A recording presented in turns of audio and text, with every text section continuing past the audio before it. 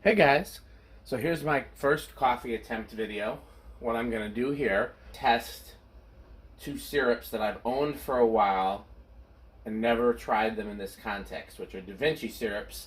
I normally like Monin, and that's just simply because somebody recommended Monin's French vanilla to me for my iced caramel macchiatos. I bought it online and it did what I needed it to do, so I've been kind of stuck on Monin. Our local grocery store has DaVinci, and I have not loved the DaVinci ones that I've tried, but I've never tried them in this context before. I've never tried them using espresso from the Moka Pot and then milk from the milk frother and all of those things. So that's what we're gonna do.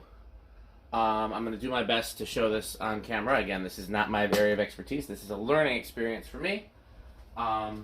So I'm sure that there are people watching who know way more than I do. But, you know, it will be fun, and hopefully I'll learn, and maybe somebody else will too. So normally I would be frothing the milk while the espresso was espressing, but I wanted to do it all on camera, so we're actually going to do it a little differently than I would normally do it when I'm not on camera. So this makes, I get a different quantity every time. It's supposed to be 3 ounces. I've gotten anywhere between 2 and 4.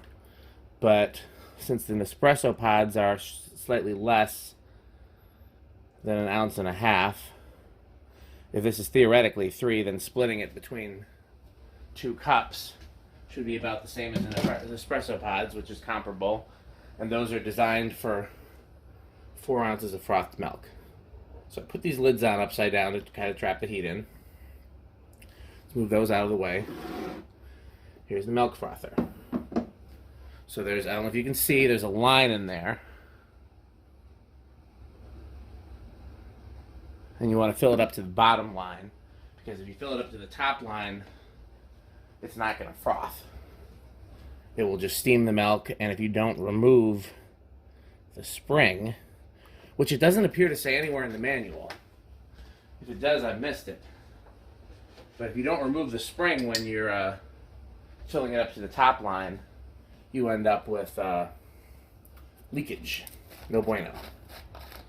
So somebody taught me to do this. I don't remember who. I put the syrup, oh, that one spilled over a little bit, in the milk frother. I was trying to do 4 small spoonfuls. My ratios might be different depending on what I'm making the beverage for, but if I want to try the syrup and really get a good idea of what I like, at least with the Monin syrups, 4 small spoonfuls has been right on point. Now, it might be too much for the DaVinci, because I feel like the DaVinci is generally stronger than the Monin. We'll find out, you know. But with the Monin, 4 small spoonfuls plus 4 ounces of milk plus 1 shot is exactly the right amount. Now the milk is frothing to test the syrups. Again, that makes it, you know, the coffee taste is a little weaker than I would otherwise have, and the syrup taste is a little stronger. But for the testing process, that's what I would want. So you know what I'm going to do? No, we'll do that. We'll do it one at a time. There's no harm. What is this? Plastic storage caps. That's a wife thing. I don't know what it is. This is mine, and this should go... Ooh! I had 2 over here. She must have put them there. I didn't even notice. She wants to put the syrups over here. I said I would be fine with that, but we haven't gotten there yet. So... a couple other tricks. You want to make sure the milk is cold, and you want to make sure that if you rinse or wash the frother before use, you want to make sure you start with, you use cold water, because it's what it does is based on temperature, and if it senses that there is hot liquid in it, it thinks its work is already done. So you want to start with cold milk, and then you want to wash it in cold water. And yeah, here's the DaVinci syrups, by the way. I don't think I showed them on camera yet. I bought these many moons ago, before I had any of this other fun stuff. I don't remember what for, some coffee thing I was trying to make. and never used much of them, but I did give a lot of the English toffee away, which is, I believe, what I put in here. I believe this was English toffee. Sure smells like English toffee. Can you see that? I should have made sure that was on screen so you could see how beautifully frothy and coffee-y it looks. Okay, well, let's see how that tastes.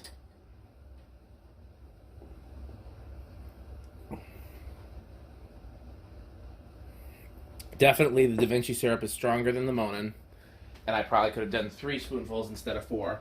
I don't dislike it, actually. I don't know why I haven't been using it. It's better than some of the Monin ones that I did not like, for sure. I think it's a very strong flavor, and if you don't use it sparingly, it has a tendency to taste artificial.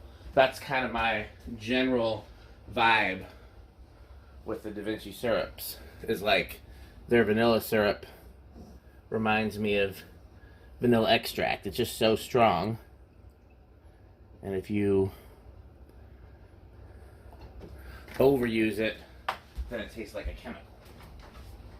But I'm not actually mad at that English toffee. I'm gonna start using that more. Okay, so next up is the caramel pecan.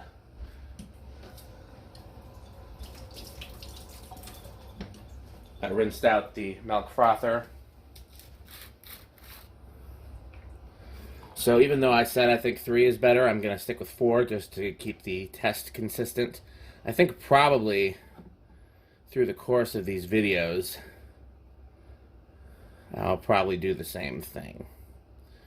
Anytime I try a syrup for the first time, I'll do 4 spoonfuls, just so that it's consistent across the recipes.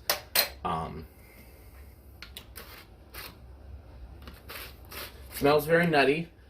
Would be wonderful if it was similar to Starbucks toffee nut, which is what got me started on buying syrups, and is getting very hard to find. Drink some more of this.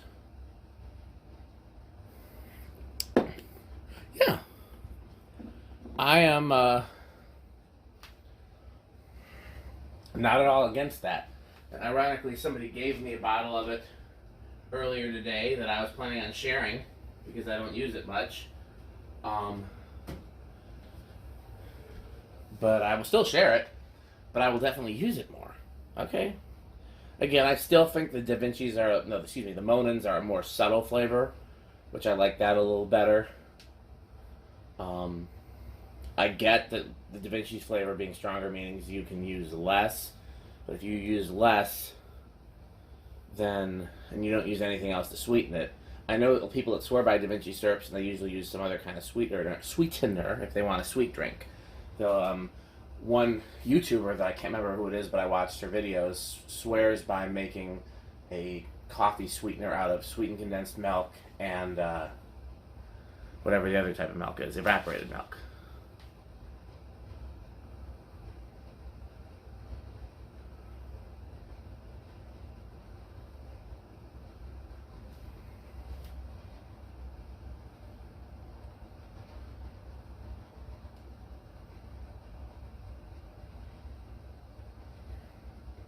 Okay. Still seems warm enough. This time you can see me pouring it in there. And if I don't add the syrups, then it's often so foamy that I have to scoop out the foam. So I feel like adding the syrups makes it exactly the right consistency. I probably wouldn't stir it if I wasn't doing this for testing purposes, because I like it takes away some of the froth.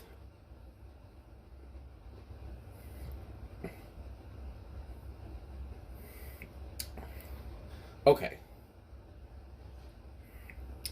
I do not know how to feel about that. It is not very sweet, which is surprising. It is very nutty and almost has like a salted flavor to it, like the way a salted nut would be. I think if I used that in conjunction with something else, it would be a winner. I also don't think...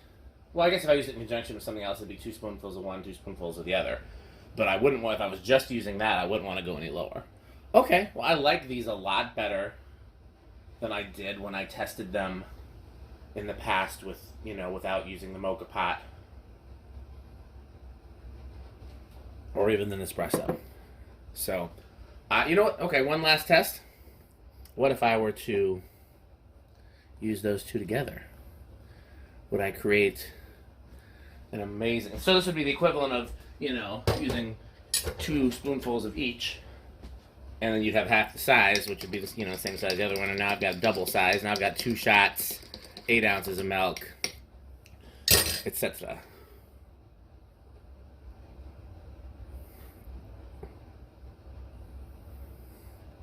It's not bad, it's a little much. Because you got 3 different flavors. You got caramel, you got pecan, and you got toffee. It's sweeter now. And then of course you have the milk flavor, which is kind of neutral, and you have the espresso. Okay, well that's it for my first attempt at syrup testing. I hope you enjoy this video, and I will plan to do more.